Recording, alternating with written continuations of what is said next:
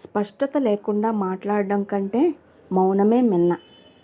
భగవంతునికి నీవు ఎంత దూరంలో ఉంటే భగవంతుడు నీకు అంత దూరంలో ఉంటాడు.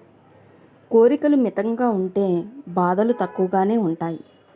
ఉపవాసం చేస్తూ భోజనాన్ని ధ్యానించడం కంటే భోజనం చేసి భగవంతుని ధ్యానించడం శ్రేష్టము. అవసరానికి మించిన సంపద అనర్థదాయకం. ఇనుముని ఎవ్వరూ నాశనం చేయలేరు. దానికి పట్టిన తుప్పే దాన్ని నాశనం చేస్తుంది. అలాగే మనిషిని కూడా ఎవ్వరూ నాశనం చేయరు. అతని చెడు ఆలోచనలే అతన్ని నాశనం చేస్తాయి. మనిషి ఆధ్యాత్మిక సాధన అంతా అంతఃప్రయాణమే కానీ బాహ్య ప్రయాణం కాదు. ప్రతి కదలిక ఈశ్వరునిదే. జరిగేది జరుగుతుంది, జరగనిది జరగదు. ఇది సత్యం. కనుక మౌనంగా ఉండడం ఉత్తమం. ఏకాంతంలో సమూహాన్ని, సమూహంలో ఏకాంతాన్ని అనుభవించగలిగితే అది ఆత్మనిష్ట. అహం అంతమైన వేళ ఆత్మను ఎరిగి ఉండటమే అసలు తపస్సు.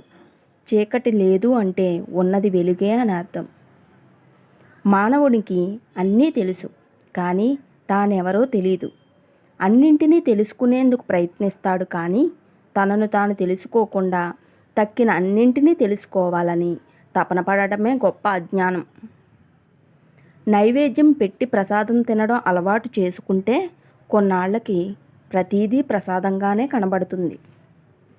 ఎప్పుడూ ఆనందంగా ఉండేవాళ్లే విజేతలుగా నిలుస్తారు. తమ పనిలో తాము ఉన్నవారికి ఇతరుల నేరములు కనబడవు. అలా ఉండని వారే ఇతరుల తప్పులను వెతికి గాలించుతారు. ప్రసన్నమైన మనసు కలవారిని దైవం ఎప్పుడూ వదలదు. నీవు చికాకులో ఉన్నప్పుడు ఎక్కువగా మౌనమే వహించు. ఆ సమయంలో నీ నోటి వెంట వచ్చేవి మాటలు కావు, మనస్సును చీల్చే మారణాయుధాలు.